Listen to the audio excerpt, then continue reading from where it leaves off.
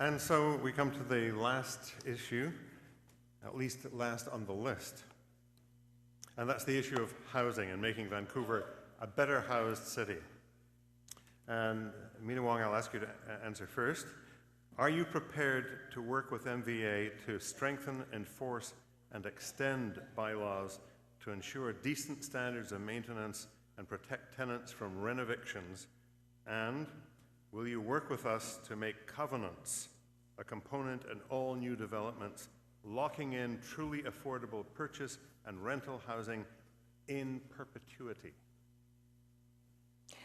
Thank you. Vision Vancouver and MPA both took over millions in donation from the property developers last election, ignoring community and neighborhoods. Instead of wiping out homelessness, it is at its highest level in recent history, actually in recorded history. COPE's housing platform was developed in consultation with many grassroots community organizations. The first thing I would do is find out how all the housings in the city are being used. This will allow us to place a duty on vacant properties. People want housing for home first. This will also allow us to track rents so we can stop renoviction. Finally, COPE's Housing Authority will build and own affordable and social housing because we believe it is a part of city's infrastructure. Most of all, I want to continue working with the MVA to make Vancouver a city of everyone can afford. That's your time. And do I hear clear answers to those questions? Yes and yes. Good. Thank you.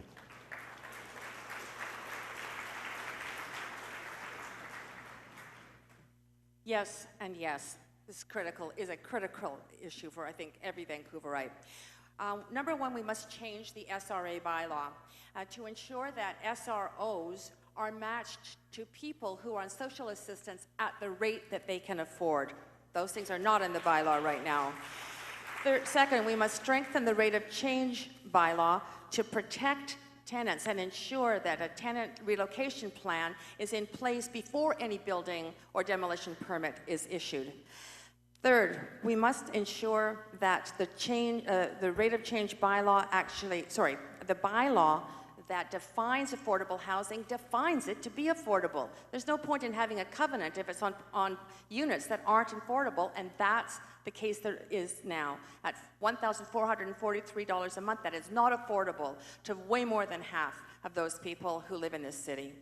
And finally, we want to ensure that we bring in new housing like the Whistler Housing Authority does, requiring 10% on average of every new development of 10 units or more to be delivered at cost into the city to be rented or sold to city people.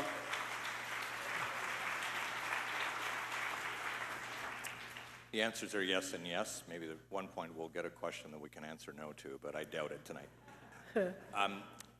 A couple of Sundays ago, I spent time touring SROs, and it was shameful what I saw. There were bylaws that were clearly not being enforced.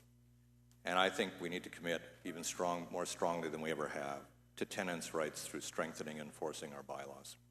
I understand the feeling of helplessness that low-income tenants often feel, because I've experienced it. I experienced it as a child when we moved around a lot.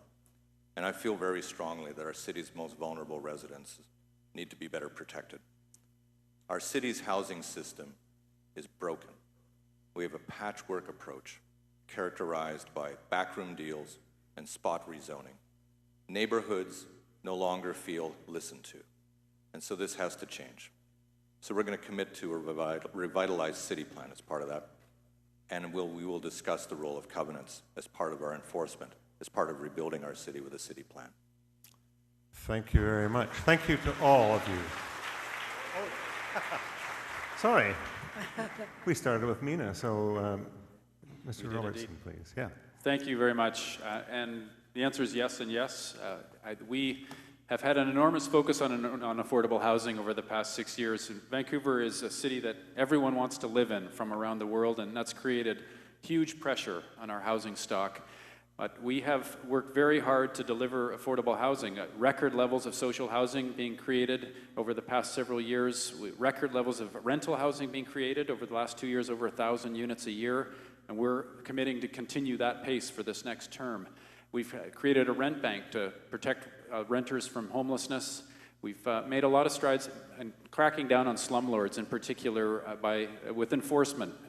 That never happened in the past, so this is unprecedented steps. The problem is still huge. We can't have the NPA continue to vote against social housing for over 500 units, vote against rental housing over 900 units. We have to press forward on this with all of the tools we can, and I will certainly be committed to doing that and protecting renters. Thank you. Thank you, Mr. Robertson. And thank you. Thank you all. So, MVA, how did we do?